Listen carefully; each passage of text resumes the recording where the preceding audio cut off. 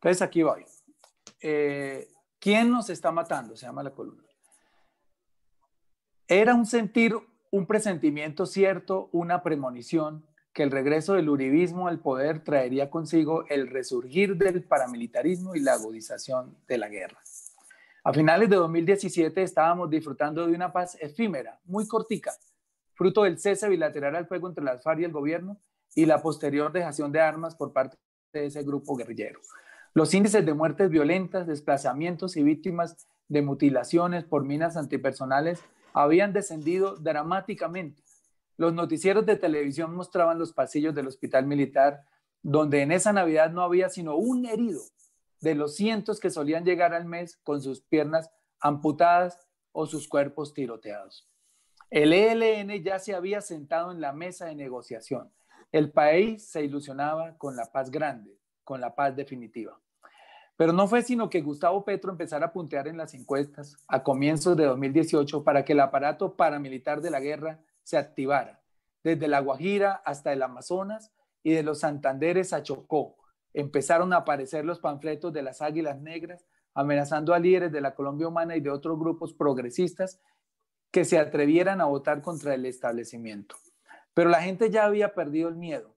Petro seguía llenando las plazas públicas de Colombia y la representación alternativa en el Congreso se triplicó. El 27 de mayo se celebró la elección presidencial en primera vuelta. Petro ganó el paso a segunda vuelta con 4.859.000 votos frente a 4.602.000 votos de Fajardo y 396.000 de Humberto de la Calle. De haberse unido, la suma de los votos de esos tres candidatos se acercaba a los 10 millones, exactamente 9.858.000 votos. Mientras que los votos de la derecha en primera vuelta sumados, los 7.616.000 de Duque, con el 1.412.000 de Vargas Lleras, solo le alcanzaban la suma de 9.029.000 votos, es decir, 800.000 votos menos. El triunfo estaba cantado, solo bastaba con que las campañas de Fajardo y de la Calle, previo un acuerdo programático al que Petro los invitó varias veces, adhirieran a la candidatura ganadora, sinceramente, decididamente, en la plaza pública, en los medios, ante sus electores. Pero ni el uno ni el otro escucharon el clamor aterrado de los territorios. 2 semanas antes de la segunda vuelta, mientras a las plazas públicas donde el líder de la Colombia Humana exponía sus tesis y programas no les cabía un alma y el triunfo era irreversible, Duque, quien no llenaba un parqueadero, seguía inflado por las encuestadoras amigas. Muchos se dejaron inducir. A pocos días de la elección en la Plaza de Bolívar, llena como no se veía desde los tiempos de Jorge Eliezer Gaitán, ante la no adhesión de Fajardo y de la Calle, y ante el anuncio de ambos de votar en blanco, el clamor de los territorios, convertido casi que en terror, suplicaba al país que no le diéramos una nueva oportunidad al uribismo, que ya en su convención del Centro Democrático había proclamado a los 4 vientos que de regresar al poder haría trizas la paz. Ellos, indígenas, campesinos y negritudes y mujeres de los territorios excluidos y olvidados, sabían lo que vendría. Sabían que elegir el candidato de Uribe significaba reactivar el odio, la venganza, la famosa seguridad democrática con sus nefastos ingredientes, falsos positivos, masacres, amenazas, asesinatos selectivos, desplazamientos, etc. Los mensajes que enviaban las víctimas de los territorios por las redes sociales y a través de cartas desde Chocó, Guajira, Cauca, Putumayo, Nariño, Baupés, Bichada, Caquetá, Meta, Norte de Santander y los Montes de María, más parecían súplicas para que los doctores de Bogotá y Medellín le dieran una oportunidad a la paz. Esos mensajes no fueron escuchados ni por Fajardo, quien se desplazó a Nuquí a ver ballenas, ni por Humberto de la Calle, quien anunció su voto en blanco, ni por el director del partido de Gaitán y de Galán, César Gaviria, quien increíblemente adhirió a Duque, ni por Jorge Robledo, quien también anunció su voto en blanco. Creo que tampoco fueron escuchados por Santos, arquitecto de la paz, quien prefirió hacer mutis por el foro al marginarse de la contienda sabiendo que el triunfo del uribismo atentaba contra su obra magna, la que le significó el Premio Nobel de Paz. Aquí hay que decirlo, en todos hubo muchísima mezquindad, muchísima pequeñez para acudir a la cita histórica. La llegada, por primera vez en 200 años, del pueblo al poder, representado en un hombre sin compromisos con los corruptos ni con los grandes poderes económicos. Quizá esto fue lo que los asustó, La clase política necesita que el candidato esté untado para apoyarlo. Hay muchos privilegios y muchos intereses y mucha impunidad que cuidar. Después vino el fraude. Ahora se sabe que en la campaña de Uribe Duque, asustados por el triunfo de Petro en la primera vuelta en toda la costa atlántica, se dedicó a comprar votos en varios departamentos y, lo que es peor, con dinero del narcotraficante Ñeñe Hernández, que era el mismo dinero de Marquitos Figueroa. También entraron dineros al partido de Duque por parte de una empresa venezolana que hoy se investiga, fueron triangulados a la campaña presidencial. Y ni qué decir de la denuncia de Aida Merlano, senadora conservadora, quien aseguró que la Casa Char y la Casa Gerlain habían comprado votos para Duque. Sumado a esto, el hecho de que la Registraduría Nacional no entregó los códigos fuente a los partidos para que hicieran su respectiva auditoría, alegando que el software era alquilado y que el propietario no cedía los derechos del mismo. En fin, tuvimos la paz en las manos y la dejamos escapar. Hoy Colombia paga las consecuencias de la falta de grandeza de sus dirigentes. Las premoniciones, los presentimientos eran ciertos. Apenas se posesionó Duque, se recrudeció el asesinato de líderes sociales y empezaron de nuevo las masacres. En los primeros 6 meses transcurridos desde la posesión de Duque fueron asesinados 46 indígenas, 106 líderes sociales y más de 50 combatientes de la FARC, y se perpetraron 29 masacres. Los panfletos de las Águilas Negras proliferaron a lo largo y ancho del país, provocando el desplazamiento de muchos líderes políticos y sociales. Era como una campaña para escarmentar a quienes entregaron más de 8 millones de votos por un candidato de izquierda. Al menos eso decían muchos de los panfletos. En 2019 hubo 29 masacres. Siguieron los desplazamientos, los falsos positivos que fueron dados a conocer por el New York Times y que se pusieron en evidencia con los asesinatos de Dimar Torres y Harold Trompeta. También fueron asesinados 66 indígenas. En 2020 han asesinado 128 líderes sociales y se han cometido 43 masacres. Hoy, 22 de agosto de 2020, desde la posición de Iván Duque, han sido asesinados 435 líderes sociales, 197 indígenas y 197 excombatientes de las FARC. Se han perpetrado 105 masacres, 3 en las últimas 24 horas. Un antirrécord que no habíamos visto ni en los peores momentos de la seguridad democrática de Uribe, ni en las épocas más terribles de las AUC. Lo del último mes es terrible, una masacre cada 2 días, récord absoluto en nuestra historia de guerras y revoluciones. ¿Coincide el recrudecimiento de la violencia con la captura de Álvaro Uribe? Sí coincide. Que se deban a eso está por verse. Como en los peores tiempos de la seguridad democrática, en los últimos 35 días, escuchen bien, se han producido 17 masacres, casi 2 diarias. Esto no pasa en ningún lugar del mundo, ni siquiera en los que están en guerra. Pero paso a enumerarlas porque no falta quien considere que estoy incurriendo en exageraciones, aunque le daría la razón porque la cifra realmente es espantosa. 16 de julio, 4 personas masacradas en la vereda Quebradón Sur de Algeciras, Huila. 19 de julio, vereda Totumito, frontera con Venezuela, entre Tibú y Cúcuta, asesinadas 9 personas, 6 de ellas trabajadoras de una misma finca. 22 de julio, asesinadas 3 personas en Norcasia, Caldas. 27 de julio, asesinadas 3 personas en una aldea de Versalles, en San José de Uré. 29 de julio, fueron asesinadas otras 3 personas en el corregimiento de Puerto Colombia, también en el municipio de San José de Uré, creo que esto es en Córdoba. 29 de julio, 4 personas masacradas en zona rural de Cúcuta. 2 de agosto, 6 personas masacradas en el sector Puente Angosto, en la vereda Vegas de Pamplonita, en norte de Santander. El mismo 2 de agosto, 3 personas asesinadas en la vereda California del municipio de Santander de Quilichao, en Cauca. 3 de agosto, asesinadas 4 personas en Guaduas, Cundinamarca. Sus cuerpos fueron encontrados en el río Magdalena, en la vereda Malambo de ese municipio, distante solo 3 horas de la capital de la República. Desde el 4 de agosto, fecha en la que se dictó medida de aseguramiento del expresidente Uribe, han ocurrido 8 masacres, en promedio una cada 2 días. Ese mismo 4 de agosto fueron asesinadas 6 personas en el sector de Puerto Santander, zona limítrofe con Venezuela, en Cúcuta. 10 de agosto, 2 estudiantes de 12 y 17 años se dirigían a su escuela a entregar unas tareas y fueron asesinados en Leiva, Nariño. Al parecer hay otras 2 menores desaparecidas. Miércoles 12 de agosto, 5 niños entre los 12 y 15 años asesinados en el barrio Llanovar Verde, al occidente de Cali, pleno casco urbano de la capital del Valle del Cauca. El sábado 15 de agosto, 9 personas asesinadas en Samaniego, Nariño. Las víctimas eran jóvenes, en su mayoría universitarios, que departían en la noche, y una mujer asesinada fuera de allí.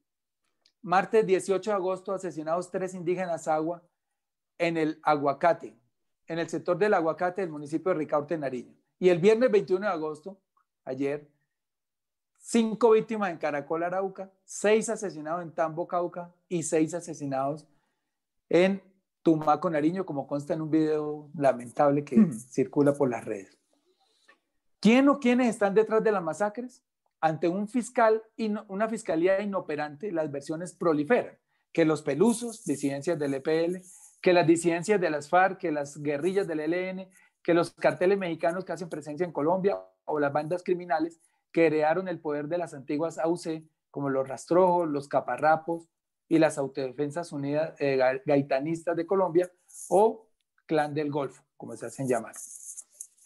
Las noticias falsas emanadas de la bárbara polarización también ayudan a desinformar, ya que por un lado tanto el gobierno como los congresistas o tuiteros del Centro Democrático culpan de todos los asesinatos o de todas las masacres a las disidencias de las FARC y al ELN, mientras que del otro lado, líderes de izquierda y tuiteros afines no dudan en culpar al paramilitarismo de todos estos crímenes. La verdad es que las 3 facciones están involucradas, tanto las disidencias de las FARC, el ELN, como el narcoparamilitarismo.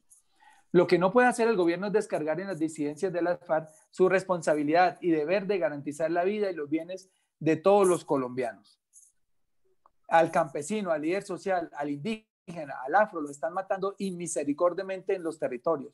Y los colombianos exigimos ya parar el baño de sangre, el genocidio. Venga de donde vengan las balas. Para eso están el gobierno, esa es la misión del Estado y sus fuerzas militares y de policía, dueñas de un portentoso presupuesto. Pero Duque parece dormido.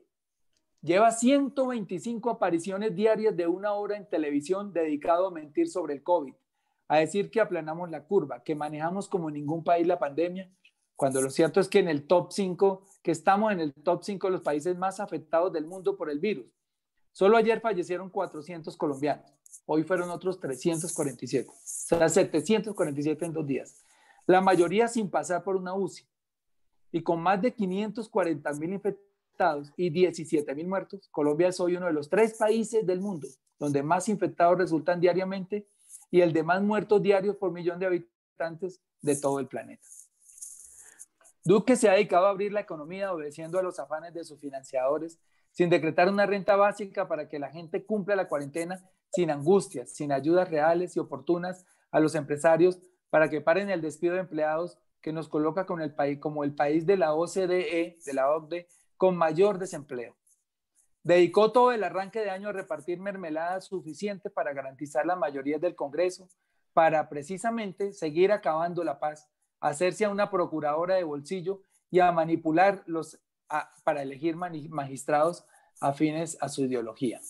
La consiguió entregando el Ministerio de Salud a cambio radical, ya cuando la pandemia estaba entrando al país. Se le ve en el aeropuerto de Río Negro viendo aterrizar aviones o en los medios defendiendo a su líder de los fallos de la justicia con un talante tan patético, tan de fanático que las organizaciones internacionales de derechos humanos han tenido que recordarle su deber de respetar la independencia de la justicia. Pero lo que peor ha hecho en estos 2 años, y aquí está el detalle, es poner palos a la rueda de la paz. En últimas, la causa de la mayoría de masacres y asesinatos sistematizados de líderes sociales. De modo que si me preguntan quién está matando a los colombianos, quién propicia el genocidio, quién está detrás del etnocidio y las masacres ahora casi diarias, digo sin dudarlo que la falta de Estado. Por la falta de Estado, otros grupos armados y no el ejército coparon los espacios militares dejados por las FARC. El ELN, los paramilitares y los carteles mexicanos se disputan en los territorios a sangre y fuego con comunidades inermes en el medio, sufriendo los embates de la guerra. Los terratenientes han aprovechado para desforestar y hacerse a gigantescos baldíos con destino a la ganadería. Todo porque el ejército se anquilosa y burocratiza, o se dedica a perseguir opositores, periodistas y sindicalistas, cuando el verdadero enemigo está en los territorios. Un ejército con muchos batallones y miles de hombres pernoctando en las grandes ciudades, donde precisamente no sucede la guerra. Esto que acabo de decir y que seguramente causará indignación entre el generalato, se puede deducir de la incidencia del gasto de salarios en el alto presupuesto de defensa. Para 2021, en el presupuesto que nos acaba de enviar el gobierno para su correspondiente estudio y aprobación, el rubro de defensa aparece con 38,2 billones, es decir, un 11% más que en 2020. Es el rubro casi que más crece en todo el presupuesto. Para este año el presupuesto fue de 35 billones, incluyendo los 530.000 millones que se adicionaron bajo los decretos de emergencia. De ese enorme presupuesto, 22 millones van a pagar sueldos del personal vinculado al sector y 8,7 billones al pago de sueldos y pensiones de militares retirados. Otros 6 billones van a la burocracia del Ministerio de Defensa, el Fondo de Vivienda, de la Fuerza Militar, los gastos de los clubes militares, las casas fiscales del Ejército, el Hospital Militar y otros gastos afines al desarrollo de la misión. Y aquí viene la perla.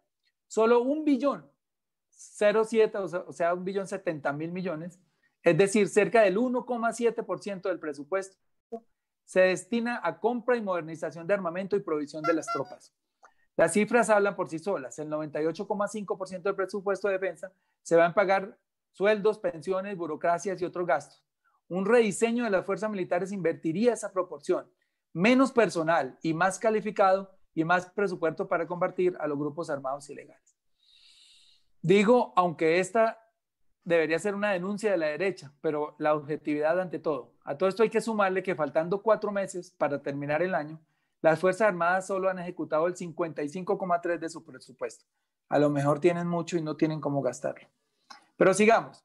Por la falta de Estado, varias entidades que tienen que ver con la paz solo han ejecutado a la fecha 45% de sus presupuestos, con un retraso frente a los programados de 15%, pues proyectaban a 31 de julio una ejecución del 60%.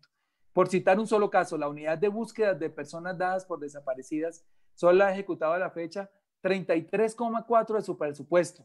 Mientras tanto, los familiares de los demás... ¿Se fue? No, dale.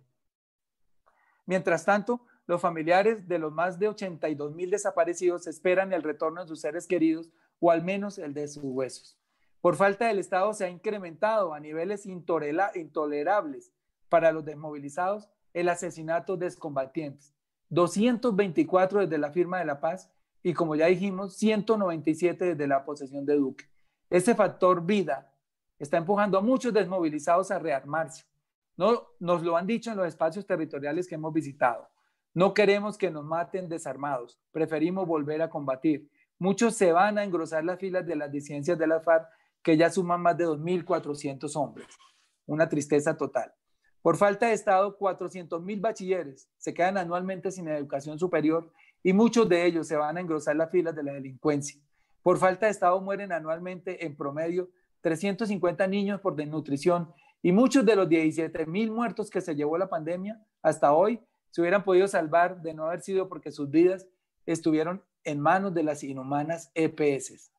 Por falta de Estado, se instalaron en Colombia los carteles mexicanos más terribles de la droga, el de Sinaloa y el de Jalisco Nueva Generación, que han llenado de terror los territorios, matando al que se oponga a la siembra de cultivos ilícitos, al tiempo que se convierten en el primer empleador en zonas donde no hay presencia del Estado, ni con oportunidades de educación, ni con oportunidades de crédito, ni con oportunidades de empleo. A eso se suma la barbarie.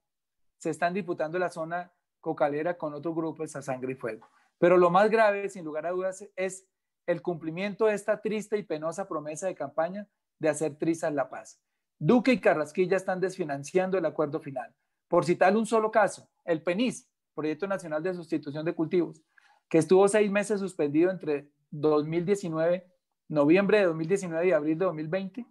Además, para este año solo se le entregaron 41,000 millones de pesos, el 2,9% de los recursos que necesitaba para cumplirle a las 99,097 familias que se inscribieron, recursos que son del orden de 1,3 billones de pesos. Esto está empujando a las familias a resembrar los cultivos erradicados manualmente como única fuente de ingresos, porque o se mueren de hambre esperando a que el Estado les cumpla lo acordado, o los matan los grupos armados, todos, sin excepción, metidos en el negocio del narcotráfico. Entonces, si de buscar causas a las masacres, ahora concentradas en los departamentos de Nariño, Cauca y norte de Santander se trata, hablemos de fumigación con glifosato y de erradicación forzada. Antes del Plan Colombia, Putumayo tenía 58.297 hectáreas sembradas con hoja de coca y Nariño solamente 3.959. Cuando empezaron las aspersiones con glifosato en Putumayo, los narcos migraron hacia Nariño y la ecuación se invirtió. Putumayo quedó con 12.254 hectáreas y Nariño pasó de 3.900 a 15.606. Los expertos le llaman el efecto globo. De 12 departamentos con cultivos de coca que había antes del Plan Colombia se pasó a 23, porque hay un hecho incontrovertible, la demanda está intacta, es más, siempre ha estado en aumento. Pueden fumigar hoy en un lado matando animales, contaminando ríos y produciendo malformaciones y cáncer en humanos, y el narco se las arregla para sembrar en otro lugar, incluso deforestando valiosos bosques y selvas. Los clientes están ahí, esperando. Son 275 millones en el mundo. De hecho, hoy el foco de la erradicación forzada está en Nariño y miren estas cifras, a ver si nos asiste o no la razón. En 2016, Nariño tenía 42.627 hectáreas sembradas con hoja de coca. Solo Tumaco tenía 24.000, más de toda la coca cultivada en Bolivia. Empezó la erradicación forzada y aplausos. Ahora Nariño tiene 35.000 hectáreas sembradas, casi 8.000 menos. ¿Pero qué pasó? En 2016, Cauca tenía 12.500 hectáreas y Norte de Santander 24.000. Ahora los narcos desplazados de Nariño se fueron a esos departamentos y miren las cifras. Cauca tiene 17.355 hectáreas con coca, 5.000 más, y Norte de Santander 41.031 hectáreas, 16.000 hectáreas más. Los sacan de un lado y se van al otro. Les dije a los congresistas conservadores de Nariño que no se rasgaran las vestiduras por las masacres de sus paisanos si por otro lado cometen la incoherencia de votar en el Congreso por la fumigación con glifosato y por los proyectos para acabar o modificar la JEP. Se pusieron bravos, pero no importa, algún día lo entenderán. El problema es que ese día, con un presidente inepto, un partido guiado por el odio y la venganza y un accionar ideologizado, no parece estar cerca. El 7 de agosto de 2022 sería una buena fecha para empezar a poner fin a esta barbarie. Un lindo día para decirle a las víctimas y a los martirizados compatriotas de los territorios que la horrible noche ha cesado. Pero falta mucho. Falta unirnos en una consulta amplia bajo un programa capaz de devolverle a Colombia la paz larga, la prosperidad para todos y la sanidad del medio ambiente, entre otros. Falta que la grandeza se apodere de nuestros líderes. De la calle parece estar haciendo un mea culpa con sus llamados a la unión que han sido bien recibidos. El Polo ya se sumó. Medio Partido Liberal está retomando su senda socialdemócrata y están invitados a este pacto histórico, entre comillas. Falta Fajardo, falta Robledo. Permitir que el uribismo siga en el poder destrozando el acuerdo de paz, pisoteando la justicia, barriendo el piso con el Estado de Derecho y siga olvidando los territorios mientras se reparten el país y misericordiamente no puede estar en la agenda de ningún colombiano consciente. Vamos por esa unión imprescindible para 2022, cueste lo que cueste. Mientras tanto, salgamos a las calles estos 2 años a protestar por las masacres y los asesinatos de líderes sociales que lamentablemente no cesarán. Serán 2 años terribles, los de la pospandemia, con un país endeudado y sin empleo, 2 años del coletazo del monstruo que se resiste a morir, los de raspar la olla de la corrupción, los 2 años de terminar de feriar nuestros recursos naturales, el agua de Santurbán, 2 años de pesadilla para terminar de convertir la selva amazónica en fincas ganaderas y cultivos de coca, 2 años de fracking y glifosato, 2 años de SMAT golpeando y quizás disparando a indígenas y estudiantes, los 2 años que le quedan a Uribe para terminar su venganza contra la justicia, 2 años de noticias falsas, persecuciones, chuzadas, atentados y de volver a escuchar hasta el cansancio que Colombia será como Venezuela. 2 años de fiscal y procuradora tapando los delitos de sus amigos mientras persiguen a los enemigos del régimen. 2 años de los cuales durante varios meses seguiremos viendo un Congreso virtual y arrodillado a la mermelada. Los 2 años otoñales que le quedan en el poder al patriarca y a su séquito irracional serán una pesadilla que está en nuestras manos terminar en las urnas. Muchas gracias y perdonen lo larga que hoy me salió. Bueno, Gustavo Bolívar, no, gracias a vos por leer la columna. Te invito a si querés tomarte un poquito de agua ahí, que yo creo que quedaste seco. ¿Qué se hizo don Gustavo Petro? Todavía está conectado, se nos fue.